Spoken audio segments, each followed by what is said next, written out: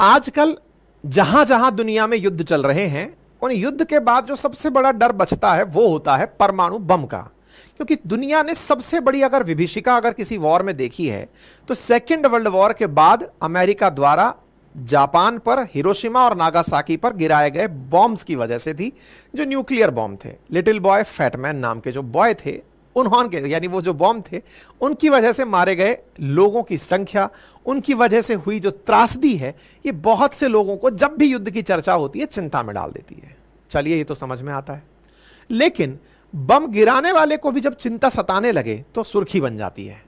उन्हें चिंता सताने लगे जिन्होंने कभी बम गिराया है, तो आपके दिमाग में एक ही व्यक्ति का नाम आता है और वो नाम है पुतिन का।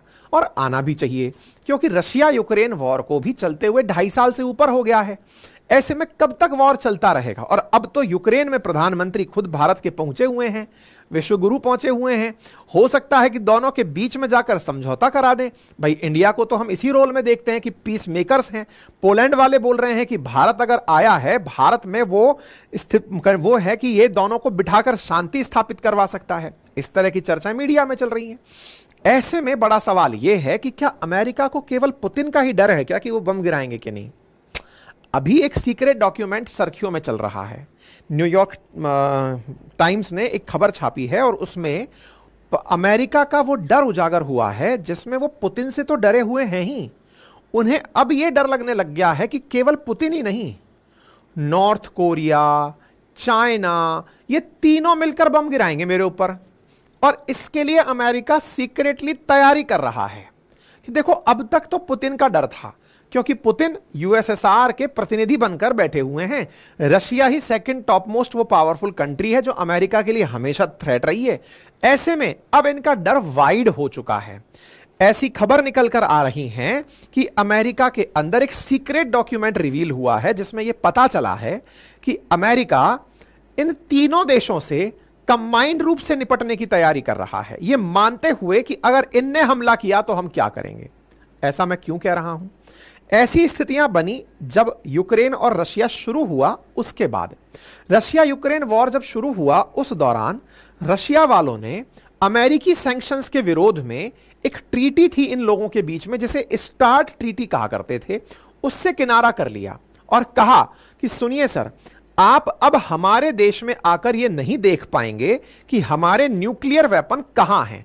असल में इन दोनों देशों ने एक दूसरे को इज्जत बख्शते हुए 1991 में एक ट्रीटी कर ली थी कि देखो, दुनिया में टेंशन ना रहे, इसलिए आप हमारे बम देख लो, हम आपके देख लेंगे। आप हमारी साइट विजिट कर लो, हम आपकी विजिट कर लेंगे। दोनों निश्चिंत रहेंगे, जब चाहेंगे निरीक्षण कर लेंगे। साफ साफ इन्होंने उस ट्रीटी से किनारा कर लिया। बोले सर, अब आप नहीं देख पाओगे कि हम क्या तैयारी कर रहे हैं। रशिया ने किया, समझ में आया। चाइना कर गया, यह तो साहब बहुत बड़ी चिंता की बात बन गई। इंटरेस्टिंग क्या है कि चाइना और रशिया वालों ने हाल ही में अमेरिका के अलास्का राज्य के जस्ट सामने बैठ करके पहली बार बम गिराने की प्रैक्टिस की है। अगर आप नक्शा देखें तो केवल बेरिंग स्ट्रेट ही है जो अमेरिका और रशिया को एक दूसरे से सेपरेट करती है। चाइना और रशिया वालों ने पहली बार मिलकर इस किनारे पर बैठकर कि अमेरिका पर कैसे बम गिराएंगे, इसका एयर अभ्यास किया है। इसी जुलाई में बाकायदा कॉम्बैट ओरिएंटेशन हुआ है कि कैसे हम बम गिराएंगे। बॉम्बर्स उड़ाए गए कि कल को अगर बम गिराना पड़े तो कैसे बम गिराएंगे, इसकी प्रैक्टिस हुई है पहली बार इसी साल। अमेरिका का डर हल्का नहीं है। जॉइंट मिलिट्री एक्सरसाइज हुई है।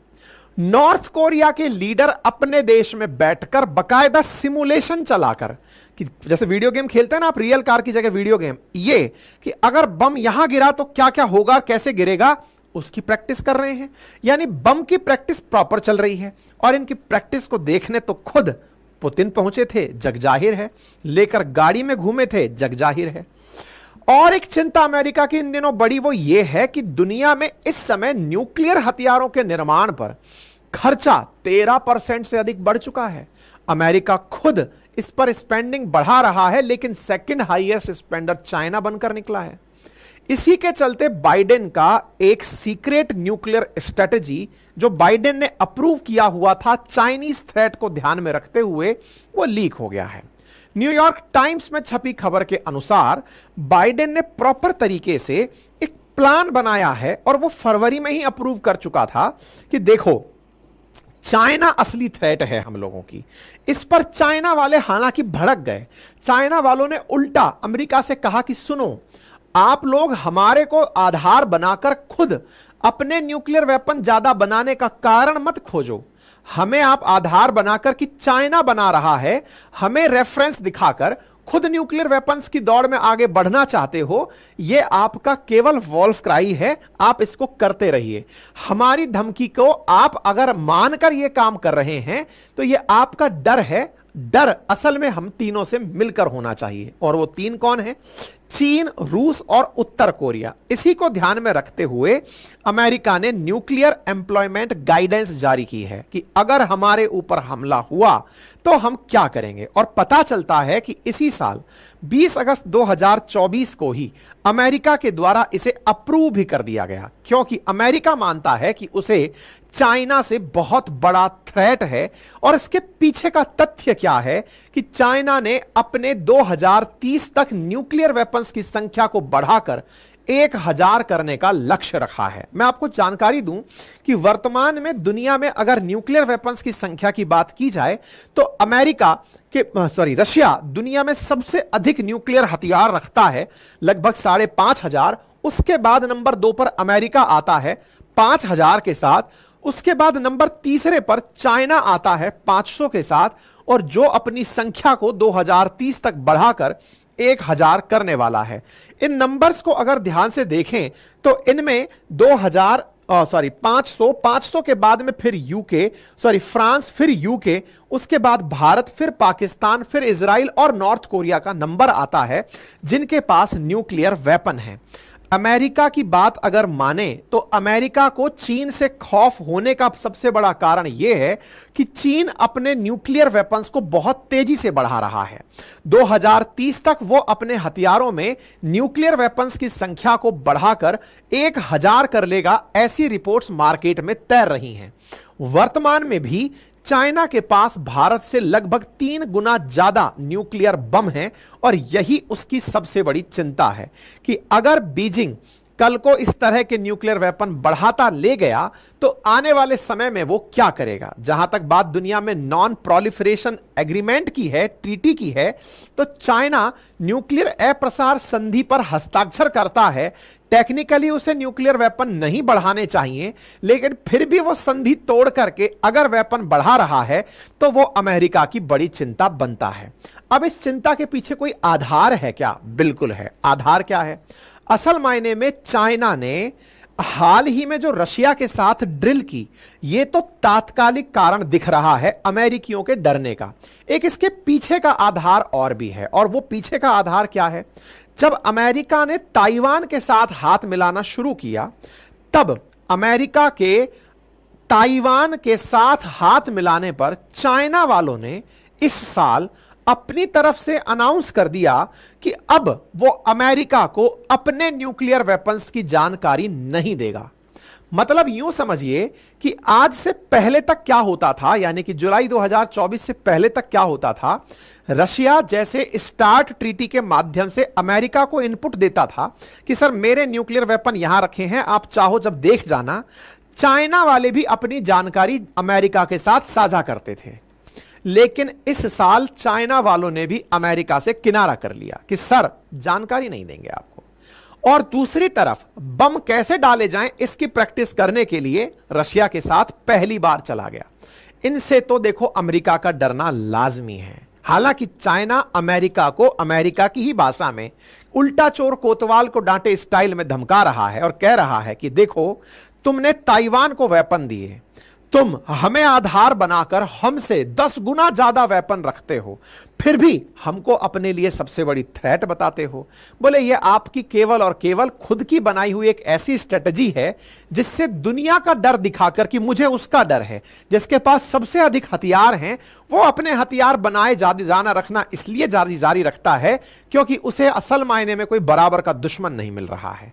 देखना होगा कि अमेरिकी ये डर दुनिया में अमेरिका के वर्चस्व को कितना ज्यादा चैलेंज करता है। अमेरिका क्या वाकई में एक दिन इस हालत तक पहुंचेगा कि उसे इतने सारे देश मिलकर एक साथ टारगेट करेंगे? क्योंकि वर्तमान में जो हालात बन रहे हैं, यह तो दुनिया में तय है कि एक दिन दुनिया में महाविध्वंस होगा। और वो महाविध्वंस कब होगा, वो किसी सनकी राजनेता पर निर्भर करेगा। सनकी राजनेताओं में अगर ट्रंप की वापसी अमेरिका में होती है तो बहुत हद तक यह माना जाएगा कि दुनिया उस बम के बिल्कुल बुरादे पर ही जाकर बैठ गई है। ऐसा मैं क्यों कह रहा हूं? क्योंकि दुनिया में जो स्थितियां वर्तमान में बन रही हैं, सत्ताएं उन देशों के पास जो पावरफुल हैं, उनके पास रिटेन रह रही हैं, उनके वेपन्स लगातार बढ़ रहे हैं। यूनाइटेड नेशंस जिसका इस्तेमाल परमाणु निशस्त्रीकरण के लिए होना था, वेपन्स ना बनाए दुनिया, हथियारों की होड़ करे दुनिया, होड़ ना करे दुनिया, युद्ध आपस में ना करे, उन सब चीजों के बावजूद भी सब युद्ध होते चले जा रहे हैं, परमाणु हथियार बढ़ते जा रहे हैं। किसी ना किसी दिन किसी की तो सरकेगी, और जिस दिन सरकेगी उस दिन सब स्वाहा हो जाएगा। क्योंकि ये परमाणु हथियार अपनी आवश्यकताओं से कई गुना अधिक बनाए जा चुके हैं। जब एक दो परमाणु बम गिराकर जापान आधे से ज्यादा को तहस नहस किया जा सकता है, तो 5000 बम बनाकर रखने की अमेरिका की आवश्यकता क्या है? मतलब एक बम गिराया, उसके ऊपर दूसरा गिराया। रशिया को आवश्यकता क्या है इतने बम बनाने की, कि जिसकी वजह से अगर कोई देश खुद ही खुद के बमों के साथ फूट गया तो हालात क्या होंगे, विचार करके देखिए। तो दुनिया अपने आप को ऑलरेडी बम के मुहाने पर लेकर बैठी है, बारूद के ढेर पर बैठी है। अब यहां पर कौन तीली जलाएगा, तैयारी इसकी है। युद्ध जो हो रहे हैं उनको देखकर यह तो तय है कि यह किसी ना किसी दिन उस स्थिति तक तो पहुंचेंगे जब हर देश एक दूसरे के लिए बड़ी मुसीबत बन जाएगा। बाकी आप इस विषय पर क्या सोचते हैं, अपनी राय जरूर रखें। अमेरिका का डर सबके सामने है, लेकिन अमेरिका वाले दुनिया के सामने खुद का डर ना दिखाकर अपने आप को वर्चस्व के साथ बढ़ता हुआ दिखाना चाहते हैं। हमारे कोर्सेज की जानकारी आपके लिए उपलब्ध है हमारे एप्लीकेशंस पर, वेबसाइट पर रेगुलर विजिट करते रहें, और साथ ही साथ कंटेंट एक्सेसिबल हो तो उसे यूज कर लें।